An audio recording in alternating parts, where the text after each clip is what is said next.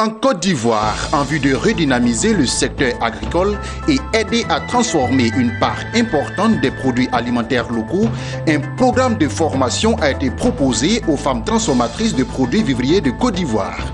Ce programme s'inscrit dans le cadre du projet d'appui au développement et à la compétitivité des entreprises de transformation de produits alimentaires locaux. Ce programme s'inscrit dans le cadre du projet d'appui au développement et à la compétitivité des entreprises de transformation des produits alimentaires locaux. Les détails dans ce journal. Et puis toujours en Côte d'Ivoire, une université du 3e âge vient d'être lancée par le FIDRA, le Fonds international pour le développement de la retraite active. L'université du 3e âge a pour objectif d'améliorer la qualité de vie des personnes retraitées. Nous en parlerons dans cette édition. Bonsoir à tous et bienvenue si vous nous rejoignez. Vous suivez le journal de Business 24 Africa. Dans le cadre du projet d'appui au développement et à la compétitivité des entreprises de transformation de produits alimentaires locaux, un programme de formation a été proposé aux femmes transformatrices de produits agricoles en Côte d'Ivoire. Initié par le projet d'appui au développement et à la compétitivité des entreprises de transformation de produits alimentaires locaux, PADEC-État. Ce projet vise à redynamiser le secteur agricole et à transformer une part importante des produits agricoles de Côte d'Ivoire. Marie-Josée Kwasi et Lignon Gilbert pour le reportage. 3 jours durant, du 8 au 10 septembre, les transformatrices et transformateurs de produits vivriers de Côte d'Ivoire vont être formés par le PADEC, le projet d'appui au développement et à la compétitivité des entreprises de transformation des produits alimentaires locaux. À travers cette formation qui a pour thème la qualité sanitaire des aliments bruts et transformés, sensibilisation de la nutrition, salubrité, respect de l'environnement, responsabilité du transformateur dans la mise en vente d'aliments transformés, ils recevront des rudiments, entre autres, sur la qualité sanitaire des aliments bruts et transformés, le respect de l'environnement et la notion de nutrition, et ils seront également instruits sur la gestion d'une petite entreprise et la responsabilité du transformateur dans la mise en vente d'aliments transformés. Un atelier de formation des transformatrices et transformateurs des productions agricoles de Côte d'Ivoire, plusieurs raisons. Premièrement, nous avons constaté tous que les produits alimentaires, nos matières premières ne sont pas transformées et de plus en plus, le chômage s'installe. Or, la transformation est une niche de création d'emplois. Développer la transformation, c'est créer des emplois, réduire le chômage.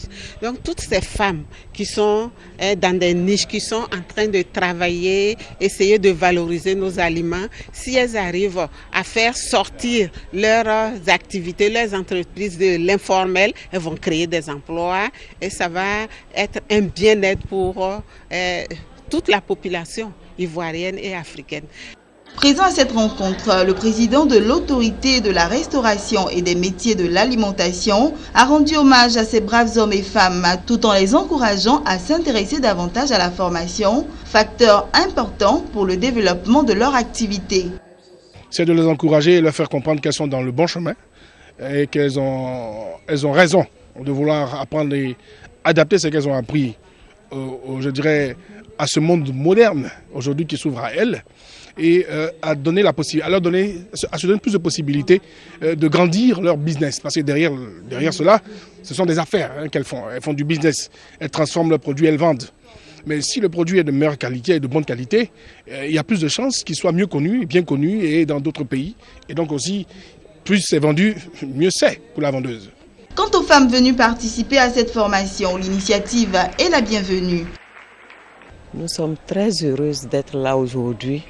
Moi, par exemple, je suis venue de l'intérieur de Toumoudi et je reçois une formation qui va aider ma coopérative. Parce que du sorti d'ici, je prendrai aussi mes soeurs et leur expliquer qu'est-ce qu'il faut faire, qu'est-ce qu'il ne faut pas faire. Ça va nous aider.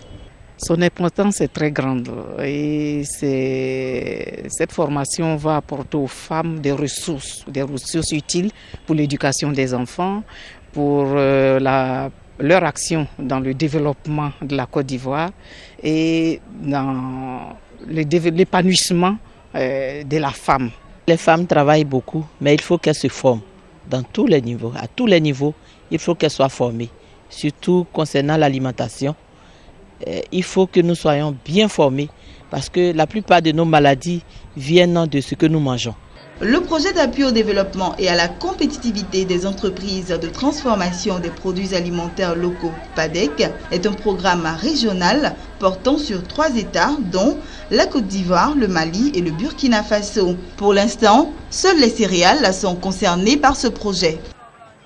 Toujours en Côte d'Ivoire, le FIDRA, le Fonds international pour le développement de la retraite active, vient de procéder au lancement de l'université du 3e âge. Au cours d'une conférence de presse animée ce jeudi à Abidjan, les initiateurs de ce projet assurent que cette université va permettre aux personnes retraitées d'échanger et de mettre leur expérience au service de la société. Ceci dans l'objectif d'améliorer leur qualité de vie. Lawani Babatunde et Marie Seri. En Côte d'Ivoire, le dernier recensement de la population estime à environ 200 000 le nombre de personnes qui ont fait valoir le droit à la retraite. Dans son combat qu'il mène pour un regard positif sur la retraite, le FIDRA, le Fonds international pour le développement de la retraite active, a initié l'université du 3e âge, une plateforme de réflexion sur les problématiques du vieillissement actif et les questions relatives à l'amélioration du cadre de vie de personnes du 3e âge. Nous avons décidé de lancer cette université du 3e âge parce que nous voulons permettre à ces personnes du 3e âge de s'intégrer dans la société. L'université du 3e âge va permettre aux retraités de jouer un rôle dans la société et d'occuper la place qui lui revient dans cette société. L'université du 3e âge va améliorer la qualité de vie des personnes du 3e âge. Nous voulons attirer l'attention de l'opinion publique que la retraite n'est pas une fin de vie, mais c'est plutôt une réorientation. Les 21 et 22 septembre prochains vont se tenir les premières activités de cette université dédiée aux personnes à la retraite. La salle de conférence du ministère des Affaires étrangères à Abidjan va abriter à cet effet un colloque sur le thème « Préparation efficiente de la retraite ». Les retraités vont réfléchir sur des thèmes qu'ils ont identifiés dans le cadre de l'amélioration de leur qualité de vie. Et à l'issue des travaux, les résolutions retenues seront soumises à un groupe de facilitation qui aura à charge de mener les différentes négociations pour leur mise en œuvre. En plus de l'université du 3e âge, le FIDRA mène d'autres actions au bénéfice des personnes retraitées. C'est le cas de la journée de la retraite active. La 3e édition aura lieu le 29 septembre prochain au Palais de la Culture à Abidjan. 4500 participants sont attendus à l'événement. Et puis pour être complet sur l'actualité, les mesures restrictives liées à la lutte contre la maladie à virus Ebola ont été levées à Abidjan. Au cours d'une conférence de presse animée au cabinet du ministère de la Santé et de l'Hygiène publique, la ministre Raymonde Goudou Kofi a donné les raisons de cette décision du Conseil de sécurité présidé par le chef de l'État ivoirien Alassane Ouattara. Suivons ensemble l'intégralité de ce communiqué. Ce communiqué de presse vise à porter à votre connaissance et à celle de la population ivoirienne les décisions prises par le Conseil national de sécurité relativement à la lutte contre la maladie à virus Ebola lors de sa récente session du jeudi 1er septembre 2016. Le Conseil national de sécurité présidé par son Excellence, Monsieur le Président de la République Alassane Ouattara, a constaté avec satisfaction la fin de la transmission de la maladie à virus Ebola en Guinée et au Libéria et a pris les décisions suivantes. La réouverture des frontières terrestres avec la Guinée et le Libéria.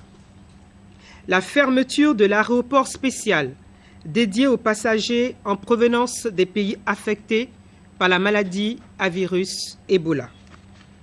La surveillance continue des menaces sanitaires par le renforcement du dispositif de veille. La poursuite de la sensibilisation des populations sur le respect des mesures préventives, à savoir 1. Le lavage régulier des mains avec de l'eau et du savon. 2. Le nettoyage avec de l'eau de javel des espaces contaminés par les sécrétions des malades. 3. La prudence en cas de manipulation de gibier.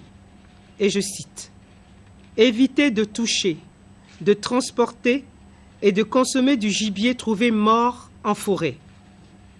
Éviter les contacts avec les sécrétions des animaux de brousse. Veillez à faire bien cuire la viande avant consommation, c'est-à-dire antilope, chauve-souris, agouti, etc. Et également la mesure qui déconseillait les accolades et le serrement des mains élevées.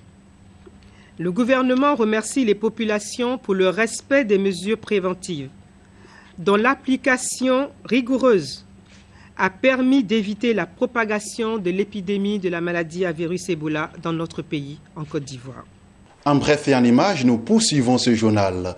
8 mois après son lancement à Abidjan, Africab, le champion du véhicule de transport avec chauffeur, annonce la signature d'un contrat de franchise avec la société béninoise MIG Logistique. Le contrat portera sur le développement de la marque Africab à Cotonou, au Bénin.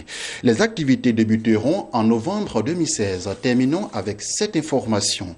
Le gouvernement japonais va accompagner le Sénégal en lui octroyant un prêt concessionnel d'un montant de 41 milliards de francs CFA en faveur de son programme de couverture maladie universelle lancé en 2013. L'annonce a été faite après un entretien entre le président sénégalais Macky Sall et le premier ministre japonais Shinzo Abe en marge de la 6e conférence internationale de Tokyo sur le développement de l'Afrique qui s'est tenue à Nairobi fin août dernier. C'est ici que s'achève ce journal. Merci de nous avoir suivis. L'information continue sur Business 24 Africa, la chaîne de l'innovation au cœur de l'émergence africaine.